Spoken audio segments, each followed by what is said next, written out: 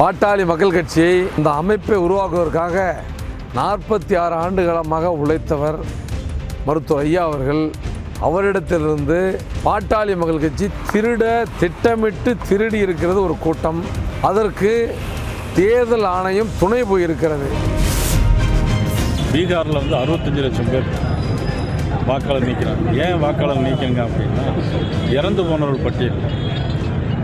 இப்போ தமிழ்நாட்டிலே மொத்தம் 75 லட்சம் பேர் வருவதாக ஒரு உத்தேச கணக்கு சொல்லப்படும். அதில் உண்மை தான் என்னென்னா, இது மத்திய அரசு கொண்டு வந்த திட்டம் அப்படின்னால, இது மத்திய அரசு கொண்டு வந்த திட்டம் இல்லை, யார் மத்திய அரசில் இருக்காங்களோ அவங்க கொண்டு வரக்கூடிய திட்டம் தான். விஜய் தலைமையில் ஒருவேளை நல்ல ஒரு சிறப்பான கூட்டணி அமைந்தால் அது திமுகவுக்கு கடுமையான போட்டியாக இருக்கக்கூடும் என்றுதான் அர்த்தம். நான் கரெக்டாக சொல்றேன், கடுமையான போட்டியை சொல்றேன் விட நான் அவர் வெற்றி பெற்று விட்டார், வெற்றி பெறுவார்னு நான் எங்கேயும் சொல்றேன். திரும்ப சொல்றேன், நீங்க யாருமே நம்ப மாட்டாங்க. கண்ணும்னால ஒரு கவுன்சிலர் கூட இல்லையா உங்களுக்கு? ஒரு கொள்கையும் இல்லாத ஒரு கட்சி, அவ்வளவுதானே தவிர விமர்சனம் என்ன முதலமைச்சரே அப்படின்னு கூப்பிடுறது இருக்க, அது கொள்கையாக இருக்க முடியாது. மின்மினி பூச்சிகள் ஒருபோதும் மின்சாரத்தோடு போட்டியிட்டு வெற்றி பெற முடியாது. நம்ம எதிர்த்து எந்த புயல் வேணாலும் வரலாம், எந்த அரசியல் புயல் வருகிறது என்று சொல்கிறார்கள்.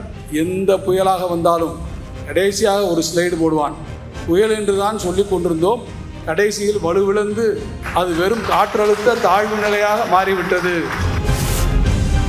தமிழ்நாட்டில் அவங்களுக்கு பழைய அடிமைகள், புதிய அடிமைகள்னு எத்தனை அடிமைகள் வேணா கிடைச்சிக்கிட்டே இருக்கலாம். ஆனால் சுயமரியாதை உணர்வுள்ள கோடான கோடி பெரியாருடைய கருப்பு சட்டை பட்டாளமும் கலைஞருடைய உடன்பிறப்புகளும் இருக்க வரைக்கும் தமிழ்நாட்டை அவர்களால் சொட்டு கூட பார்க்க முடியாது.